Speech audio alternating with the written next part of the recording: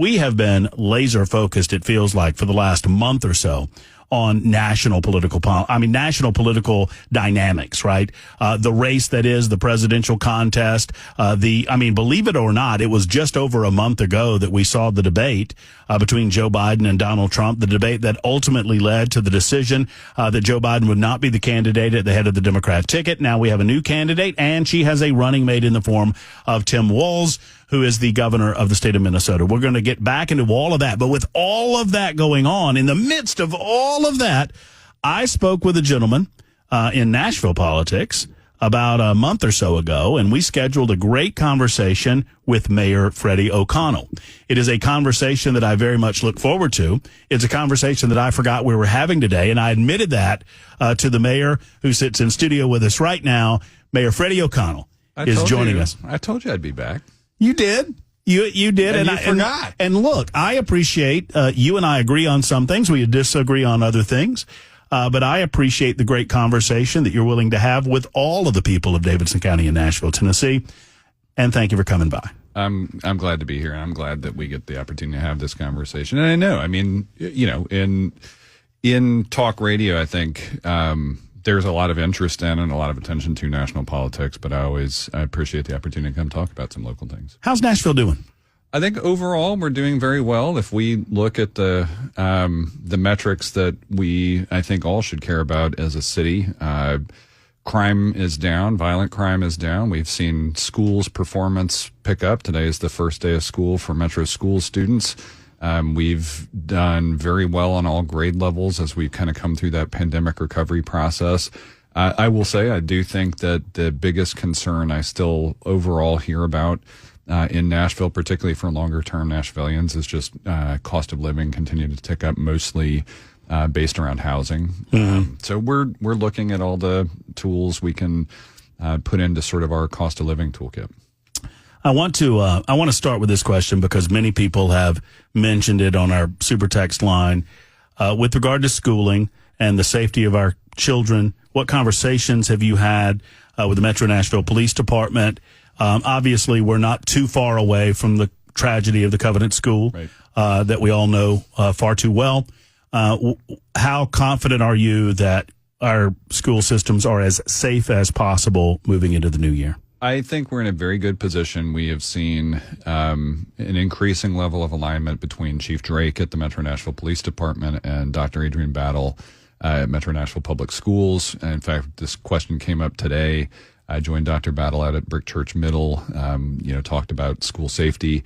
MMPD continues to put resources in. We've had state support for increasing the level of support they're offering to schools. And I think we're in a position where that's still of interest to a lot of parents in the district. And, we've had an interesting conversation about youth safety in schools, hearing perspectives from young people looking very closely at that response and presence. And so I think we've been on the right track, and I feel very good about the overall level of safety.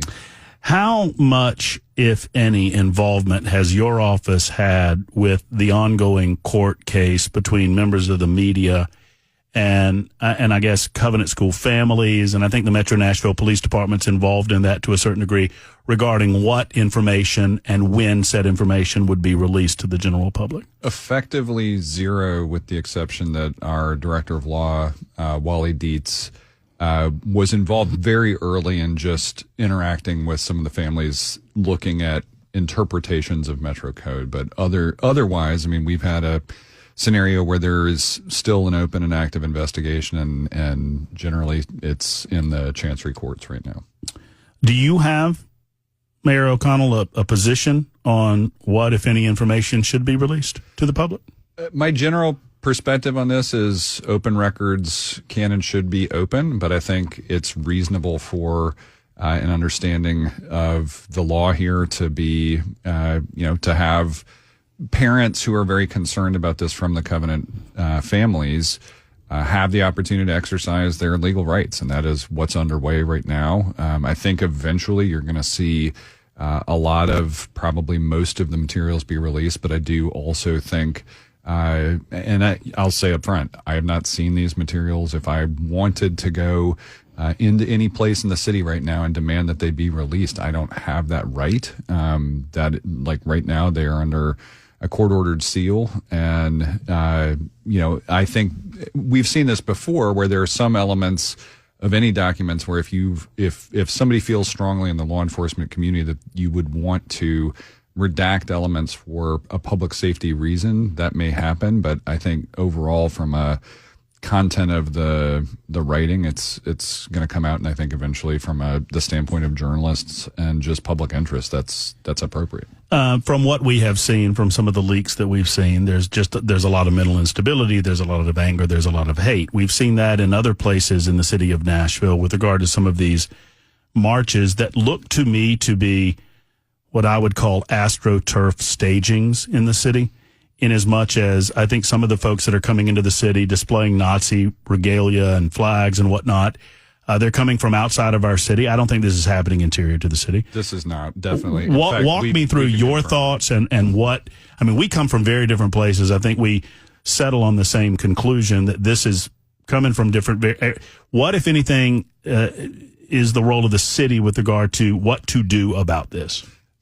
I mean, generally speaking, for me, this is one of the hardest issues, is because as somebody who's there to both enjoy and defend First Amendment rights, we have had to patiently and sometimes frustratingly explain to people repeatedly that you can't just arrest them.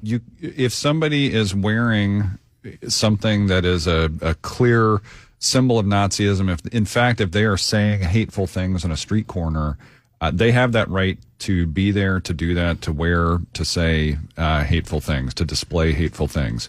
But our primary objective from the standpoint of the city was to ensure that the threshold of public safety was met so that no one was under direct threat of physical violence. The hard part is some people clearly, I think, went beyond upset, wound up legitimately afraid, maybe even terrorized by the level of kind of hateful speech that was out there. But there's not really an easy legal remedy to that, right? You can again stand there and be just completely ugly and awful, and the threshold for harassment or incitement to violence, any of these things, we've looked at it.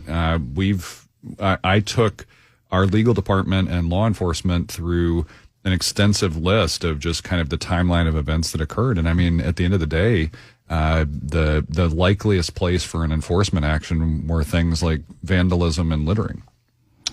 So, I mean, is there any function on the part of the city by which you can investigate where these folks are coming from, or is that a little trickier? I mean, because every side, that no matter your political affiliation, no matter people that live in Nashville, they don't want this kind of garbage going on in our streets. No. At the same time, most of us recognize that in a country that believes in freedom of expression, sometimes those feelings or thoughts or opinions expressed will be disgusting to the general population. And sadly, in a country that believes in liberty and freedom, you have to allow those things to happen on occasion.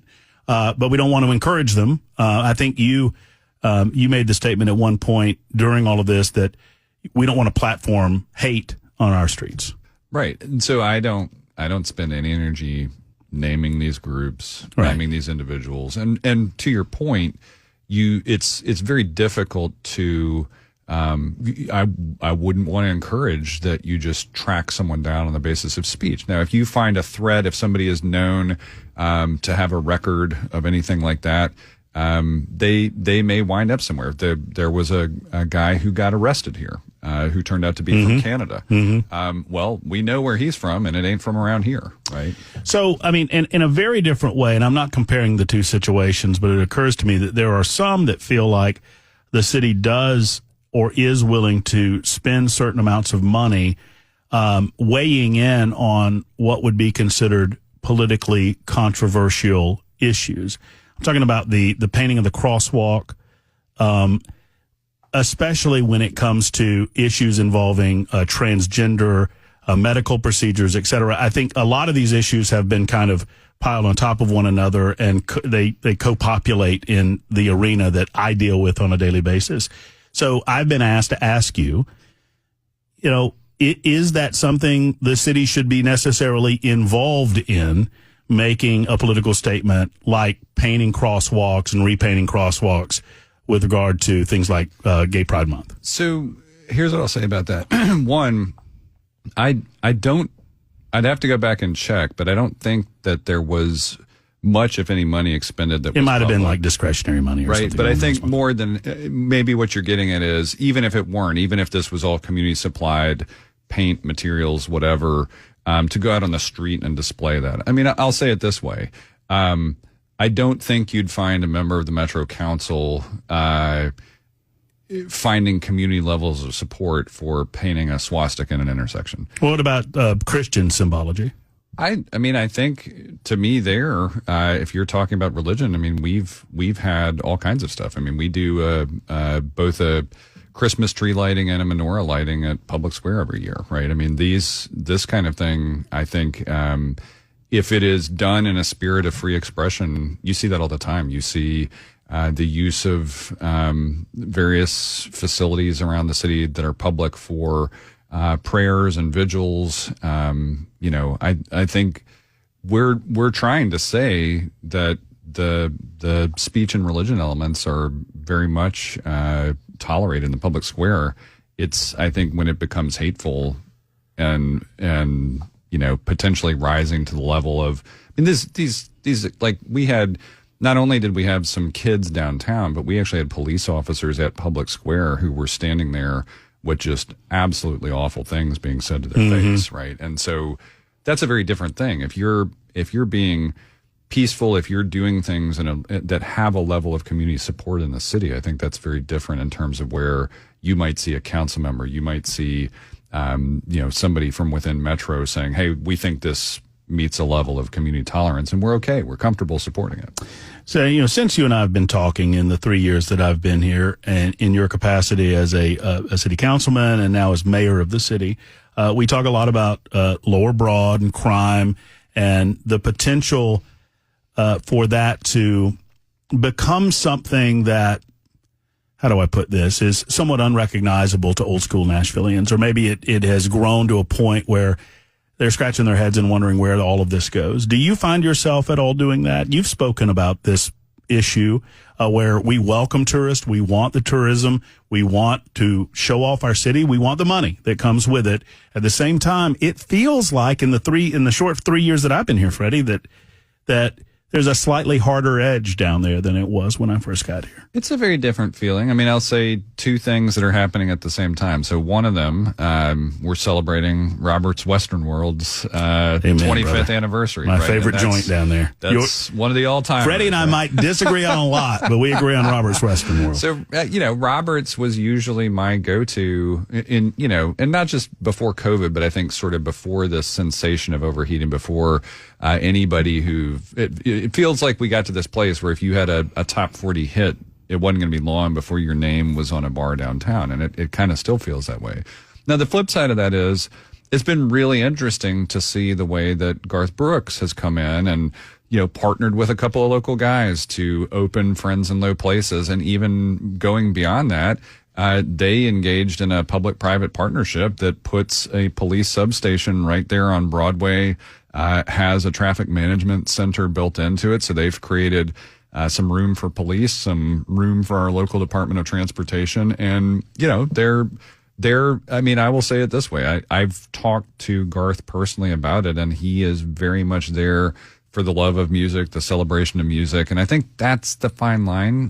There's a guy who I've been talking to a little bit who's written a bunch of books not about Nashville, but is now working a little bit with Vanderbilt University, this guy, Richard Floyd, and he came to the Nashville Downtown Partnership annual meeting a few years ago, and he kind of talked about warning against the idea of blotto tourism, right? And to me, I always want to be in a position where we can celebrate our identity as Music City, USA, I'd rather not celebrate hey, let's come have a weekend we literally won't remember, just because we stayed drunk all the time. Toward that end, you've got the obviously the construction of the new facility going on across the East Bank. You've got the East Bank Authority, I think that's what it's being called. Mm-hmm. Was that necessary? It did not. I mean, I don't know how extreme some of the work effort that has to go into creating the product that will be that region of downtown Nashville. But it feels like that's what the Metro Council was for, to make certain decisions. And there's a planning board that already exists that can make certain decisions. But now we have another piece of the bureaucracy that's making particular decisions on the East Bank. I would not, as a Metro Council member, I would not have said I should be deeply involved in a long-term development project as one of the key members of oversight. At some level, approving individual contracts, reading that stuff, but this is more the day-to-day meat and potatoes of getting infrastructure design right. I mean, we have a pedestrian bridge that, as it comes across the Cumberland to the east bank of the Cumberland River, is going to pass by a potential future home of the new Tennessee Performing Arts Center, pass by a couple of other commercially developed properties, and then eventually land at the Titans Plaza. And so you have to have all of those entities getting that right. We have fire safety and public safety considerations that are being made. We have water capacity issues over there. We have a potential home for an East Bank Community Transit Center. We're having to partner very closely with TDOT to get James Robertson Parkway's elevation set right. And as Oracle starts on their headquarters campus in River North, we've got a Cleveland Street connection we've got to get right. All of these things are ultimately multi-year infrastructure design processes that involve multiple different public and private property owners. And what happened is we kind of went through our development process and worked with the East Bank team that had already done a lot of the preliminary planning work to get ready for this. Everybody was kind of invited to say, what's the best thing to do here? Should we build up an apparatus in the mayor's office? This seems challenging because as soon as you get to that political boundary, the whole thing might go away. All the staff might change and you're midstream, and the Titans and Fallon Company, who's doing a lot of the first initial development area, and Oracle and whoever else, the truck stop folks, would have a totally different set of people to be working with that have no context. And so what we were trying to do is create, knowing that this is one of the largest public-private development sites in the country right now, we needed to have something that would outlast those kind of timelines on a political basis. And so that's in place now? Council will be considering it over the next, I think the meeting 2 weeks from tonight. So when the issue of crime is brought to you in the various places that you go in and around the city, what is your response? Where do you think we are regarding crime in Nashville? So there's where I know we are, and then there's also a discrepancy that you can sense based on where people feel like we are. Where we are is we're in our second straight year of crime rates overall, and specifically violent crime rates really dropping. And we're also watching our Metro Nashville Police Department respond to those areas that have seen an uptick. We saw an uptick last year, even as broad crime trends were on their way down. We saw an uptick in auto-related crimes, right? Car thefts of guns from vehicles, the kind of crimes that come from people getting involved in cars. But the overall crime trend, homicides, assaults, all those kinds of things have really come down. But if the data doesn't matter if the kind of sensation of the higher profile crimes is so perceptive that it seems like crime is up. And so we know, I talk to Chief Drake all the time. We've had a great run of recruiting in to the Metro Nashville Police Department. We just welcomed Session 114 to the Academy last week, and we are making steady progress as we prepare to open a new precinct in Southeast Nashville, which has been the fastest growing part of the city. So we're trying to do this with presence, with his updates to approaches. They've had this Operation 72, which is focused on those car-related crimes. Do you need more officers on the street? We do, but we know it, and we're staffing. And so recruitment and retention has gone pretty well since I took office. The very first thing I did after getting sworn in was come in and sign the certificates of graduation for session 104. And so we're now 10 sessions later, and we continue to have good classes in the academy. Belle, I have to tell you, I've got to blow through the break, and I know it's going to stress you out, but I got to do that because I want to keep Freddie here. And we're in the zone, right? Because I'm about to don't mind this. I'm about to ask about transit, and hey, Freddie, describe to me your transit plan that the voters will be voting on November 5th. You got 30 seconds. Go. No, I'm just kidding. I can do that. Talk to me. What are people voting on November 5? Yeah, so we had a lot of excitement last week. It was election night on Thursday, but for us, we were actually paying attention to the other thing the Davidson County Election Commission was doing.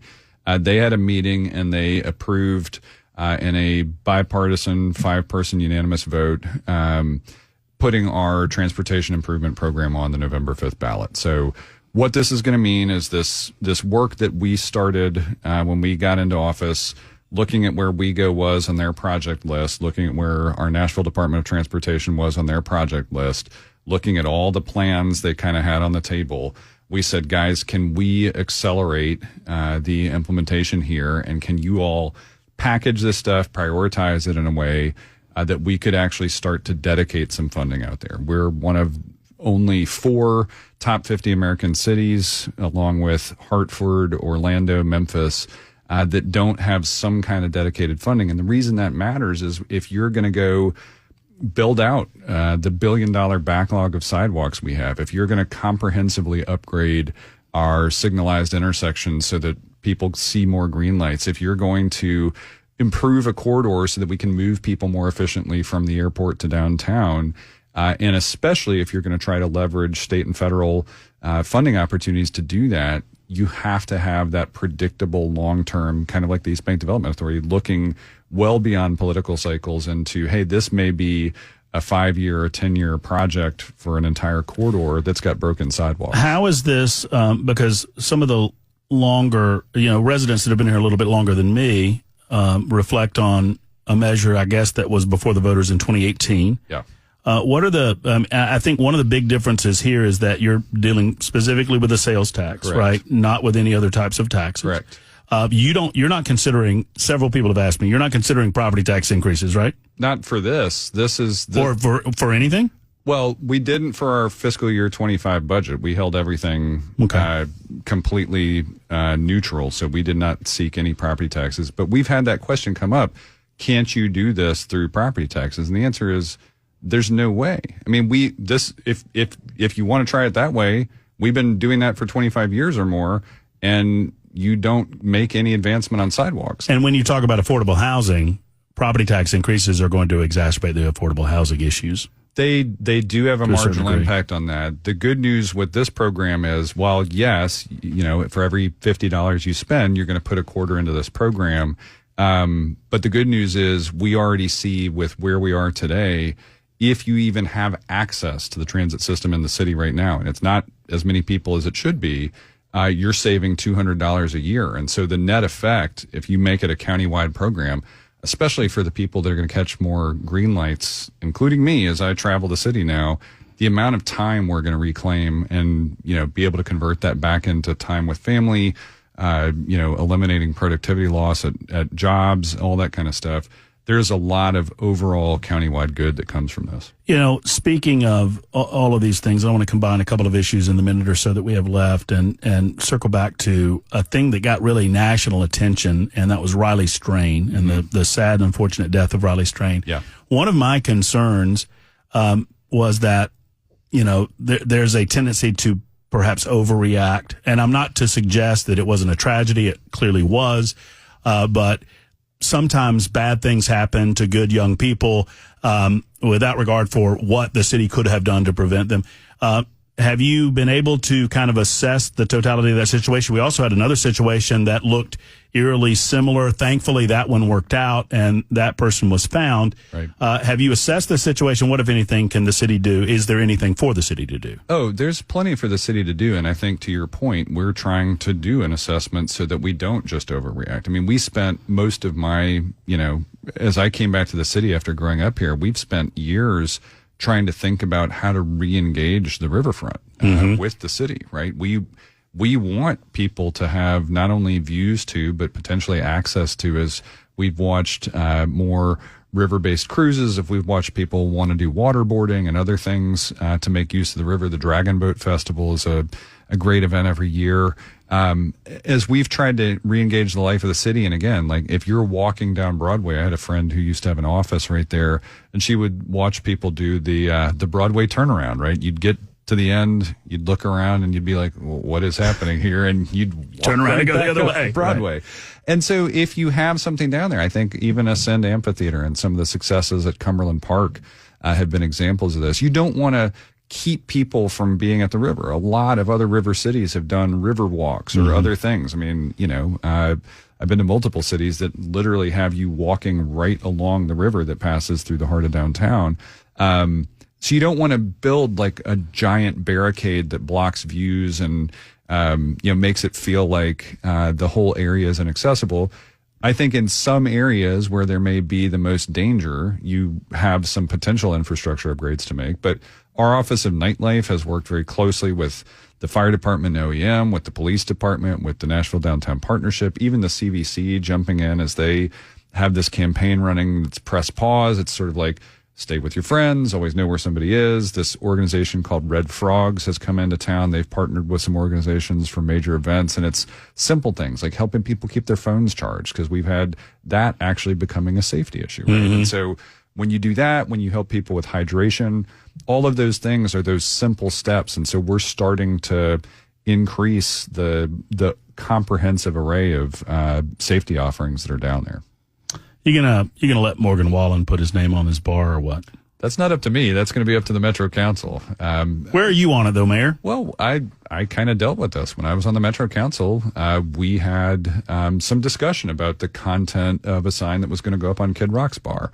But this comes back to that. For me, from a First Amendment perspective, that's not the judgment we're making. We are not there to make these decisions. If it has met all the safety conditions, if it's got all the appropriate permits, the job of myself as a council member at the time was not to judge on the content. And so not only did I vote for it, it wound up getting approved. Hey, let them go down there. Let them have a good time. You and I will be at Roberts enjoying a PBR and a bologna sandwich, right? That's right. Listen, thank you for your time. 30 good minutes of conversation. I appreciate the accessibility that we have with your office. Glad to be with you, but just really sad you forgot about it. But it was a good conversation one way or the other. That was a much softer conversation when I've forgotten. There's Freddie O'Connell, the mayor of Nashville. In just a moment. Here's Jay Harper with the news.